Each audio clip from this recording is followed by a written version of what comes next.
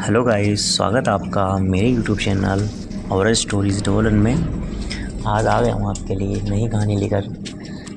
तो चलिए गाइस, बढ़ते हैं कहानी की तरफ। अगर आपको कहानी पसंद आई तो हमारे चैनल को लाइक करें, शेयर करें और सब्सक्राइब जरूर करें, ताकि आप हमारी जो अगली आने वाली वीडियो हो उसका नोटिफिकेशन आप सबसे पहले आप तक पहुँचे।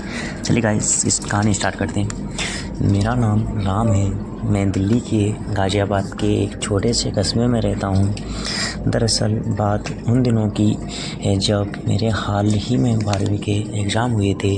तो मुझे घूमने का मन हुआ तो मैंने नानी के यहाँ जाने का प्लान किया। मुझे नानी के गांव गए काफ़ी वक्त हो चुका था, इसलिए वहाँ जाने का बहुत मन कर रहा था। नानी के गांव में एक दुविधा यह थी कि वहाँ सड़क नहीं थी, तो मुझे हाईवे पर पहुंचकर पैदल चलना पड़ता था। नानी का गांव हाईवे से लगभग 15 किलोमीटर दूर था, जो सोचने में थोड़ा अजीब सा लगता था, क्योंकि नानी के गांव का रास्ता थोड़ा सुनसान था। और मैंने कई किस्से सुने थे कि वहाँ इस रास्ते पर भूत रहते हैं, पर मुझे इन सब बातों पर खास यकीन नहीं था, क्योंकि मैं पहले भी काफ़ी बार इस रास्ते पर गुजर चुका था।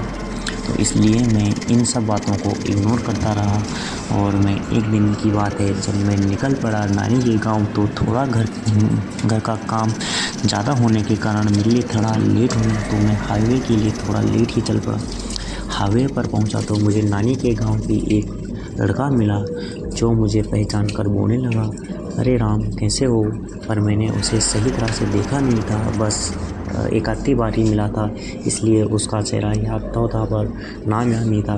मैंने बोला, बढ़िया भाई, तुम कैसे हो और सुनाओ, कहाँ जा रहे हो आजकल? उसने बोला, मैं थोड़ा सा यहाँ सामान लेने आया था, वो थोड़ा सा घर का राशन ख़त्म हो गया था तब, और गाड़ी भी निकल चुकी, इसलिए मुझे अब आपको एक गाड़ी मिल नहीं रही है। तब मैंने बोला फिक्र मत करो, मेरे साइकिल है, साइकिल में दोनों चले जाएंगे। हम दोनों निकल पड़े। रात काफ़ी हो चुकी थी, रात के लगभग 12 बजने को थे। हम लोग निकल पड़े। आधे रास्ते में ये तो सब कुछ सही चल रहा था, पर अचानक मौसम ख़राब होने लगा। अचानक मौसम काले काले बादलों से घिरने लगा। चाँद की छाँव भी काले बादलों के बीच खोने लगी। यह सब देखकर मुझे बड़ा अजीब लगने लगा। मैं सोच में पड़ गया कि आखिर ये क्या हो रहा है। जैसे ही मैं आगे बढ़ने लगा, मैंने देखा दूर कोई आदमी सड़क के बीचों बीच खड़ा था। वह सफ़ेद धोती पहने और सफ़ेद टोपी पहने खड़ा था। मैंने उसे देखा तो मैं एकदम से डर गया, क्योंकि ये मेरे साथ पहली बार हो रहा था। मुझे कुछ भी समझ में नहीं आ रहा था कि क्या क्या क्या करें। मैं अब वापस भी नहीं जा सकता था। तभी वह आदमी वहाँ से गायब हो गया। मेरे पीछे बैठे लड़के ने बोला, अरे राम, मुझे बस यहीं उतरना है, पास में मेरी बुआ का घर है, मैं यहीं तक आऊँगा। अब मुझे अकेले ही सफ़र तय करना था, तो मैंने बोला, अरे चलो ना, उसके साथ में निकलते हैं। पर उसने साफ इनकार कर दिया, यह रास्ता खतरे से खाली नहीं है। फिर मैं अपनी साइकिल लिए निकल पड़ा। थोड़ा दूर चलते ही मैंने देखा अब ज़ोर ज़ोर से बिजली चमकने लगी, और बिजली के उजाले में मुझे अजीब सी परछाई बस कुछ ही सेकंड के लिए दिखती और फिर गायब हो जाती। पहले तो मैंने इतना ध्यान नहीं दिया, पर फिर बिजली चमकी और मैंने फिर से पहले जैसी परछाई को देखा। अब मेरे अंदर डर की दस्तक होने लगी। मेरा शरीर डर से कांपने लगा, तो मैं साइकिल जल्दी चलाने लगा। जैसे ही मैंने साइकिल की स्पीड बढ़ाई, तभी अचानक मेरे साइकिल के सामने एक औरत आ गई। एकदम से ब्रेक लगाया और मैं और साइकिल दोनों गिर पड़े। मेरे घुटनों में काफ़ी चोट आ गई थी, बट मैं लड़खड़ाने लगा। फिर भी मैंने हार नहीं मानी। काफ़ी खून बहने के बाद भी मैंने साइकिल खड़ी की, पर ताज्जुब की बात यह थी कि वह खून धीरे धीरे अपने आप ही गायब होने लगा था, मानो जैसे कोई उस खून को चाट रहा हो। फिर मैंने साइकिल उठाई और निकल पड़ा। तभी मुझे मेरे नानी के गांव का लड़का दिखा और मेरे पास आकर बोला, अरे राम, कहाँ जा रहे हो इतनी रात को? दरअसल उसके पास बाइक थी। उसे देख उसने देखा मेरे घुटने पे बहुत चोट लगी है। उसने मुझे पूछा यह सब कैसे हुआ? मैंने बोला गिर गया साइकिल से। एक औरत सामने आ गई, उसने हंसकर बोला यहाँ पर वो भी इतनी रात की लड़की? अरे तुम्हारा मन का वहम होगा। हम वहाँ से निकल पड़े। जब मैं पीछे बैठा था तो मुझे ऐसा लग रहा था कि कोई मुझे पीछे की ओर खींच रहा हो। मैंने जब पीछे देखा तो कुछ भी नहीं था। मैं बहुत डर सा गया। मैं जब मैं जब उसके साथ बाइक पर था, उसने बताई तो उसने बोला कुछ नहीं यार, ये सिर्फ तुम्हारे मन का वहम है। पहले तुम्हें वहाँ पर औरत आई सामने, अब तुम्हें वो पीछे भी दिखने लगी। ये सब तुम्हारे मन का वहम है। तुम थोड़ा रात में ज़्यादा डर गए हो, ये ज़्यादा टेंशन मत लो। जब मैं गांव पहुंचा तो मैंने देखा वहाँ मातम का माहौल था। मेरा एक करीबी दोस्त था जिसकी मौत हो गई थी, तो मैं सारे लोग रो रहे थे। यह सब सुनकर मुझे बड़ा अजीब लगा। जैसे ही नानी से मिला तो नानी ने गले लगाया, अरे बेटा काफ़ी दिन बाद आ रहे हो।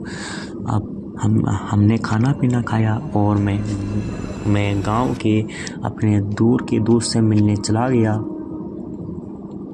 उसने खाना बनाया और खाना खाते खाते लेट हो गया। नानी का फ़ोन आया, अरे बेटा कहाँ हो, जल्दी आ जाओ, मैं तुम्हारी राह देख रही हूँ। मैं वहाँ से खाना खा के निकल पड़ा। मैं जैसे ही घर जा रहा था तो वहाँ मेरे दोस्त के घर से और मेरे घर का रास्ता लगभग 10 मिनट का था। मैं कुछ दूरी पर गया तो रास्ते में मुझे श्याम की आवाज़ सुनाई दी, जो बोलने लगा, अरे राम आ गए, मिले भी नहीं मुझसे। बस पर श्याम तो मर चुका था, तो मैं काफ़ी डर गया था। मैं तेज़ी से घर की तरफ भागने लगा। मुझे एक लाल चमकती चीज़ दिखाई दी। यह चमकती चीज़ देखकर मेरे कदम थम गए और मैं चलने की कोशिश कर रहा था, पर मैं चल नहीं पा रहा था।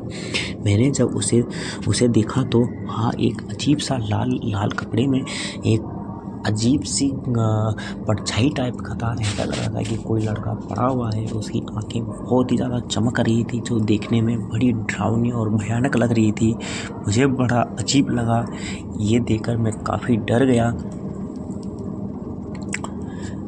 यह सब देखकर मुझे बहुत डर लगने लगा, क्योंकि यह दिखने पर अचानक बहुत ही भयानक था। तभी मेरा भाई आया और बोला, चलो यहाँ क्या कर रहे हो यहाँ पर। जैसे ही घर पहुँचा नानी ने बोला, इतनी देर कहाँ थे? मैंने बोला, नहीं नानी, लेट कहाँ हुआ। और जब मैंने अपनी घड़ी देखी तो घड़ी में लगभग मैं 1 घंटा लेट था। मुझे बस बात इस अफसोस का था कि जब नानी के गांव का रास्ता 10 मिनट का था तो 1 घंटा कैसे हो गया। मैं मन ही मन सोच रहा था और मेरे डर के मारे पसीने छूट रहे थे। नानी ने मुझसे पूछा, अरे बेटा क्या हुआ, इतने पसीने क्यों आ रहे हैं? मैंने नानी को सब बात बताई कि मेरे साथ रास्ते में ये हुआ। नानी ने बोला, इतनी रात को क्यों आते हो? वहाँ पर एक औरत ने फांसी लगाई थी और वहाँ मर गई थी, और शाम को भी उसी औरत ने मारा है। यह सब सुनकर मेरी तो रूह कांप गई। तब से मैंने कभी भी अकेले आने का प्लान नहीं बनाया। तब से मैं नानी के गांव कभी अकेला नहीं आता। तब से मैं साथ में जाता हूँ। तो गाइस, ये थी आज की हमारी हॉरर स्टोरी। अगर आपको हमारी स्टोरी पसंद आई है तो हमारे चैनल को लाइक करें, शेयर करें और सब्सक्राइब करें, हमें सपोर्ट करें, ताकि हम आपके लिए इससे भी बेहतर वीडियो लाएँ। तब तक के लिए टेक केयर, बाय। ध्यान रखिए, स्वस्थ रहिए, मस्त रहिए।